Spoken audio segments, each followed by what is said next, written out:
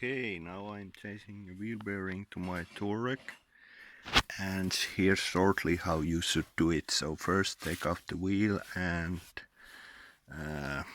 brake caliper and put it hanging there with the wire. Then you need to take out the lower side of the suspension, and after that loosen up the upper A-arm, and after that remember to get loose all the wires from this strut.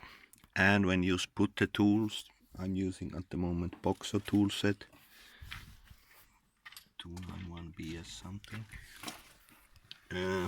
you can easily break the ABS sensor if you don't put the hole.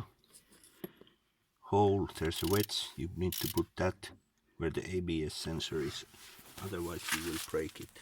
And then you just start